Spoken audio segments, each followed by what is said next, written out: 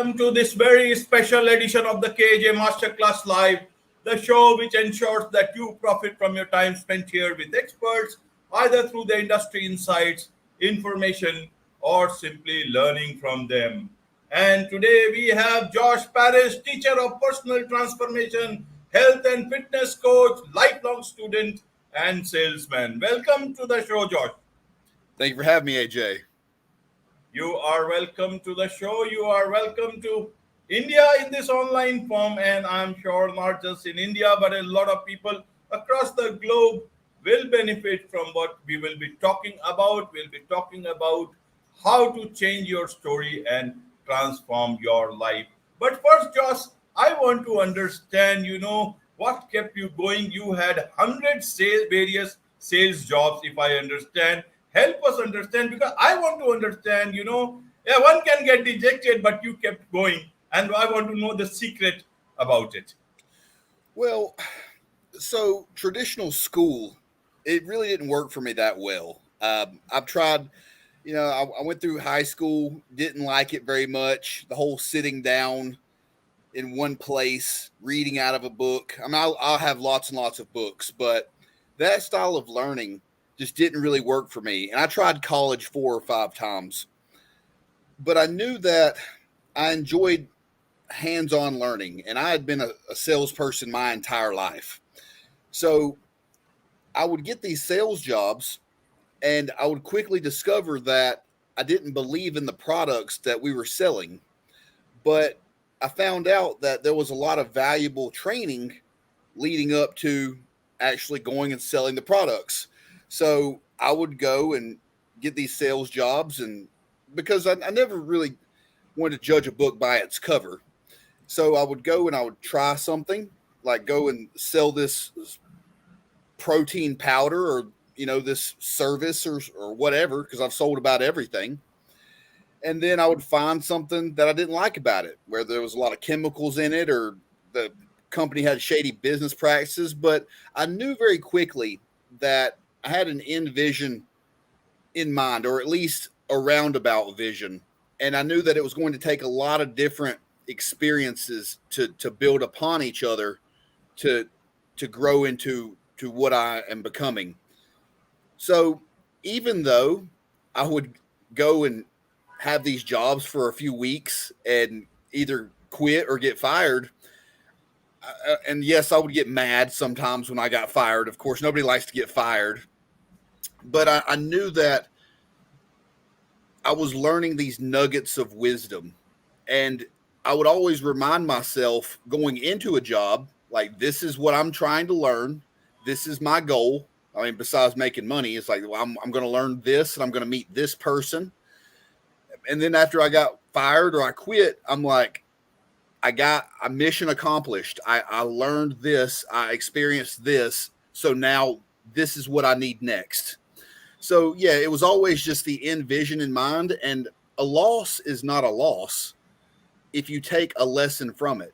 If you can display gratitude for the time spent while you're, actively in what you just engaged in, and at the end, you didn't come out with a win, or other people think that you lost, it's not going to be a loss if you learn something from it. So, yeah, I mean, that's what kept me going. Absolutely, absolutely. And you are a lifelong learner, as I introduced you with that.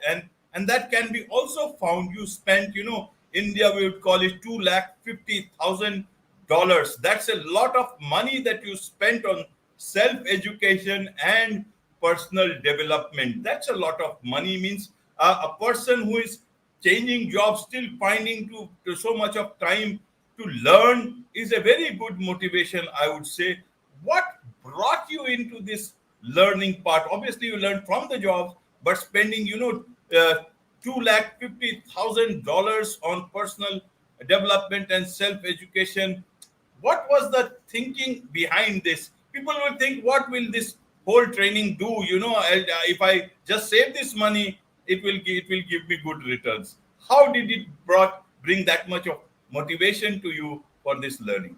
Well, one, money is also called currency, and currency is energy, and energy at rest is dead. So if we have money, we need to use it, because as we go into the future, it depreciates, right? Like I know that the money in America right now has depreciated like 8% over the last year. So, I mean, as we go forward, the dollar is worth less and less. Probably all the money in the world is depreciating. But at the same time, at a very early age, I knew that going into a specific industry, say, because I sell real estate right now, the real estate industry, as well as every industry, has its own language. So you have to go in and you have to learn the language first.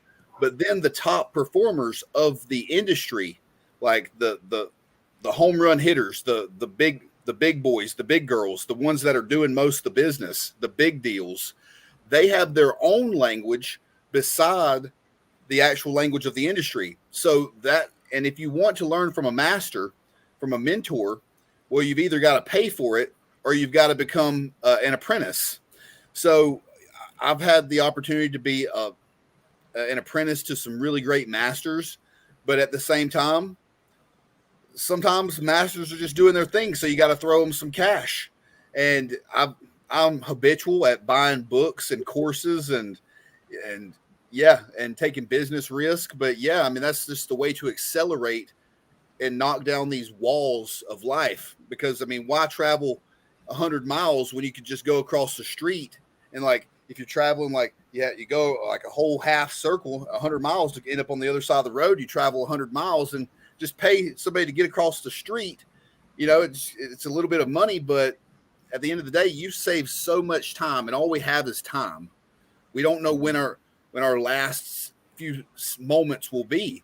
So if you got money and you want to do something, go pay somebody that knows what they're doing that you want to do, and just let them tell you the language that you need to know. Because I mean, cash is king. Like that'll get you just about anywhere. Absolutely, absolutely well explained that if you want to learn from the people who know, and that is where you need to spend some money. So if you need to spend some money, go and spend it, especially if you have it. Now, yeah, carry on. Now, Ajay, that being said, though, you don't necessarily have to have money to go get a mentor. And the thing about it is don't go ask a mentor what they need. You go find the mentor that you want, and then study them, figure out what they need behind the scenes. So you may have to be a private investigator. You may have to go and befriend some of their friends, but you have to figure out what they need. And if you can fulfill that need, then you don't need to pay them money. Because there's been a lot of times where I didn't have any money. Like I've lost so much money in my life, but I've learned. So, because yeah, I mean, we can't take it with us. So, and there's been so many times where I haven't had money, but I still need to go learn the language. I was still on a mission. So, yes, if you have the money, great, but it's not an excuse, because there's a lot of people out there that don't have money that are making things happen. Absolutely, absolutely. And talking of mentorship, Josh, I want to understand from you your early childhood, that you had quite a bit of money with your stepdad, into a clothing business, if I understand, retail business, and that is where you used to have a lot of good clothes and everything. But and in the school, it was a different life altogether. How did you build your life? The difficulty, in spite of having the life you had, and in spite of all the difficulties you had, how did you build your life and transform it to the time that you are in right now? Because it can, there can be two situations in that situation. One is that you are comfortable with what you have and you just sit back and relax. Okay, I don't need to do anything. And another thing is that you try to explore your own possibilities, know yourself better, build yourself better. And that is, I would say, is the transformation. How much was it you yourself doing things? Did you get a mentor? At what stage did you get a mentor? And how did you come? That is where the foundational pillars of transformation I want to understand through your life for the audience. Well, started out at a very young age, and yes, I had a nice childhood, We weren't rich by any means, because I'm at grandma's farm right now, and I've always come back to the farm. But my stepdad, he was in real retail, and I was always at the store, so I knew when things were going on sale. And if Okay. you can get well made items that are classic, that don't have a bunch of logos and stuff like that, that are going to last for forever, be, fashionable today and in 15 years. So I learned how to shop because we weren't buying things at full price. That just wasn't our way. So I would get 5 outfits for the price of one. So even though I looked really, really cool and in the best brands, like we were still getting them for what the prices of cheap clothes were. So we were very savvy with what we were spending. Um, but a lot of self study, and I was my. It was difficult moving around as a kid because Okay. I was moving every year and a half or so. But I learned very quickly that when you are able to move around, you can recreate yourself. So I've always identified patterns. It's like, well, if I move 100 miles away, especially 25 years ago with no social media or anything, I could just be like this now.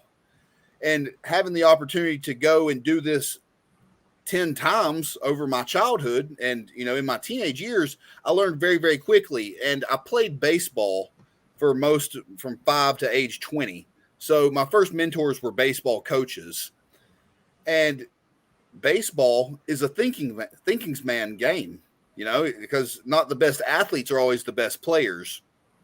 So yeah, just the ability to really experiment and go be in different circles, and the ability to recreate myself. Like, oh, this, I didn't like how this happened in my fourth grade year. So when in my fifth grade year, I am now going to act like this, and I'm into this. And because we run into the same patterns socially and professionally, and we run into the same patterns all the time. It's just, are we consciously aware of like, oh, this pattern is happening again?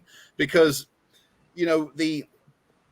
the traumas and whatnot in our life, they just show up in different forms. If we don't actually heal them, like if we don't go through the darkness and face them and work through them, it's just going to show up again down the road. Like there's these guys or these girls that always have spout like woman problems or man problems.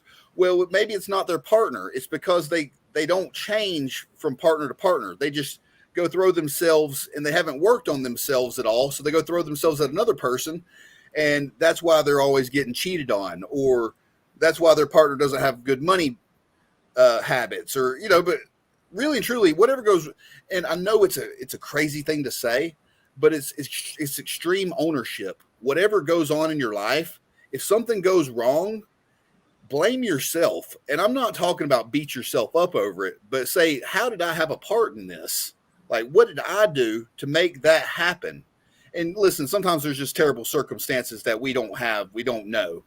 But at the same time, a lot of situations aren't super traumatic, like bad, but we can learn from the patterns and move forth, because it is up to us to solve those traumas that our family passes down, because familial traumas, it's a thing.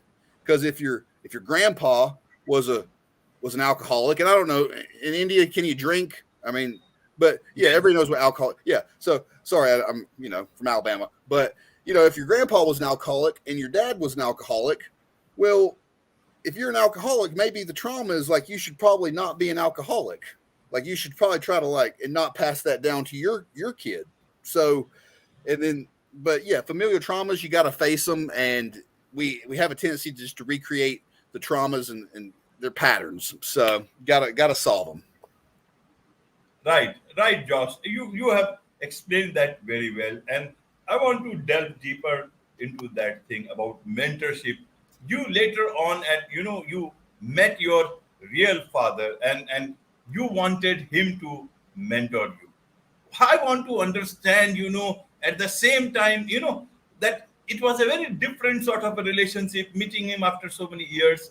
And at the same time, and especially when you together, you both looked the same. obviously father son, but not in the same way that you have described. So it can be very different. It's like you are seeing your reflection all the time.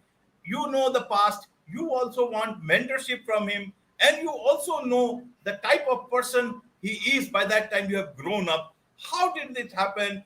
And in the trauma part also, how did you keep yourself, in good state to learn from him, as well as to deal with the emotional part, because that is the emotional part is also a very good big foundation for your transformation. Help us understand that part, and your mind during that part, so that a lot of people who are passing through those emotional phases in life, traumas in life, they can learn, pick their pieces from your understanding of the situation. Unfortunately, I didn't have the greatest relationship with my dad, and he's not here. He's not with us any longer. But we did have some good times. And I learned a lot of good things from him, just not everything that I should have learned.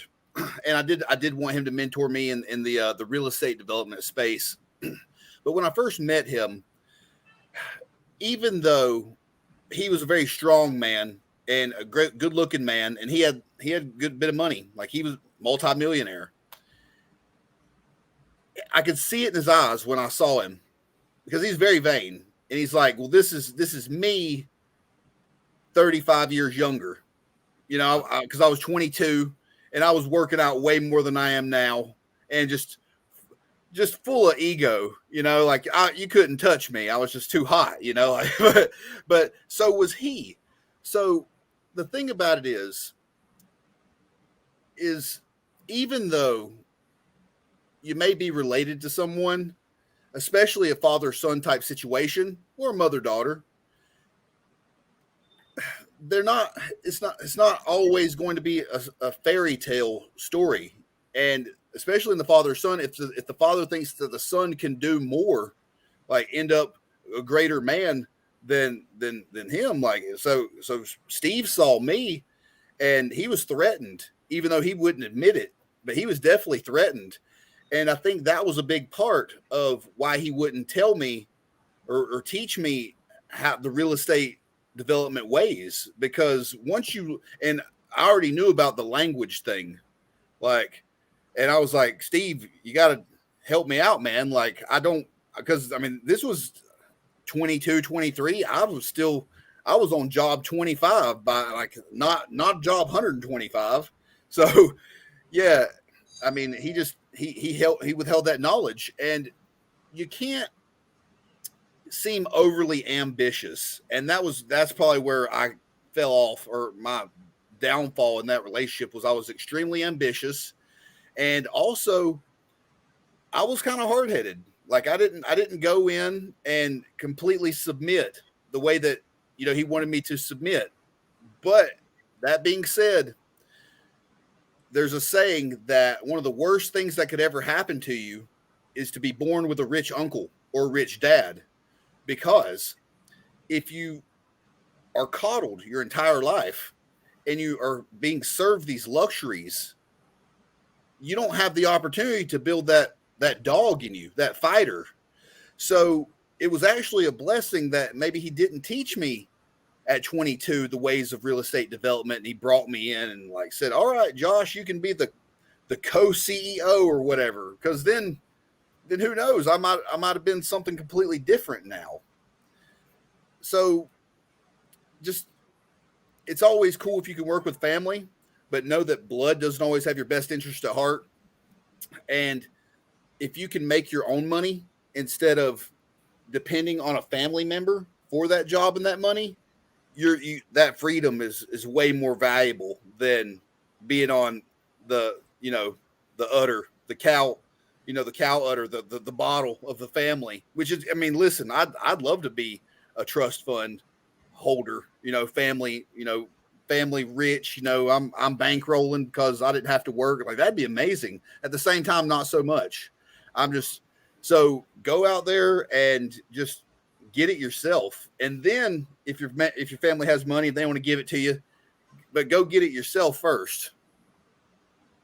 Absolutely, absolutely, Josh. You have explained that part very well. Now, in terms of after that, after all those learnings, from all the places that was possible. And how did you talk about changing your story and change your life? How did you build your story? What was the story you wanted to build? How did you build your story after that?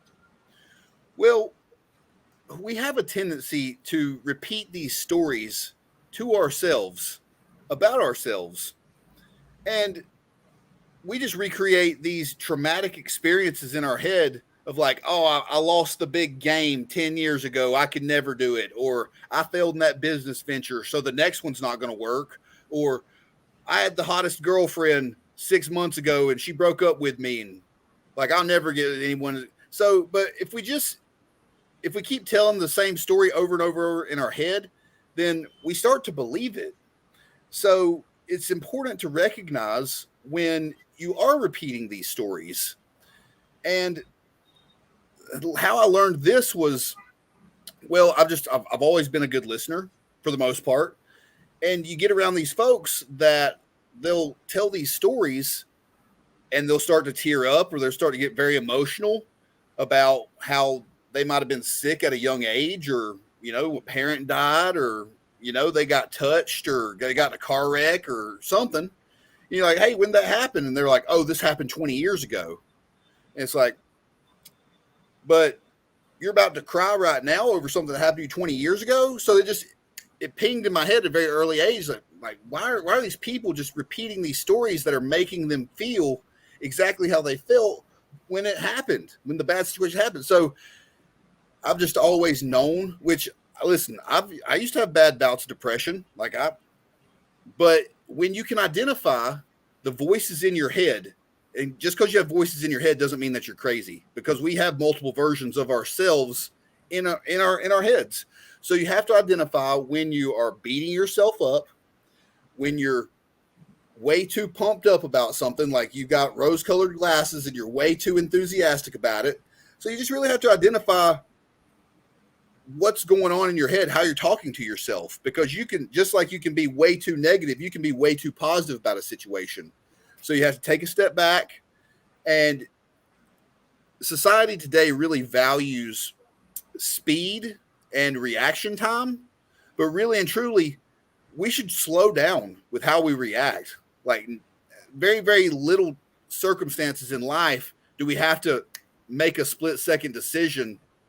So we can take a little time to think about something. Like, the world's not going to blow up if we take a few extra minutes or a day or two to get back.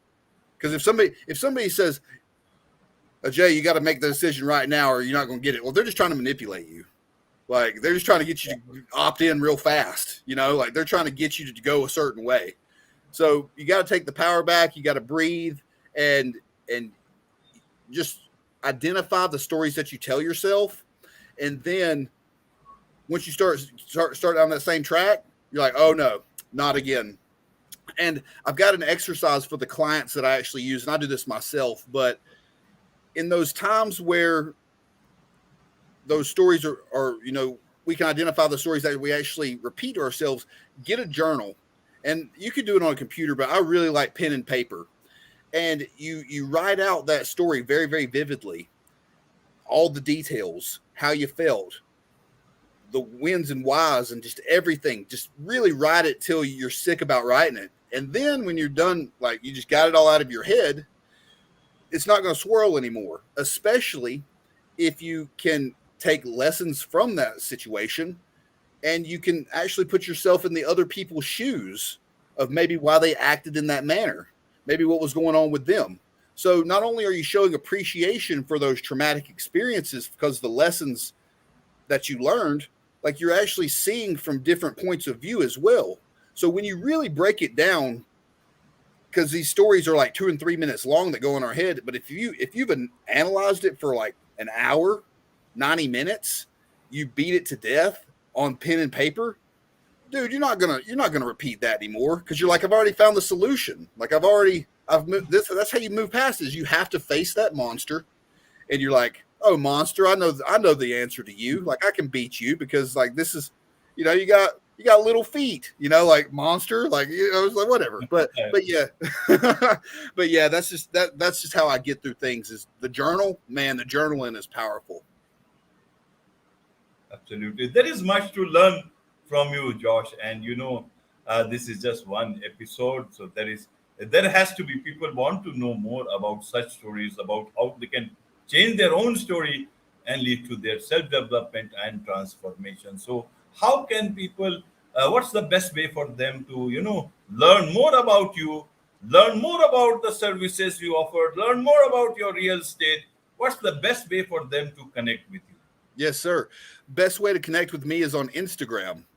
And Instagram handle is at the Josh Parish. Just like my name is spelled on the screen, it's TheJoshParish. It's Instagram. So that's the best way to connect with me. Absolutely, absolutely. I will also add that to the show Excellent. description, show notes, and so that people are able to connect with you as quickly as possible whenever they want to. All they have to do is click. With this, it's a wrap on this very special edition of the KJ Masterclass Live. Thank you so much indeed for joining us. Thank you, sir.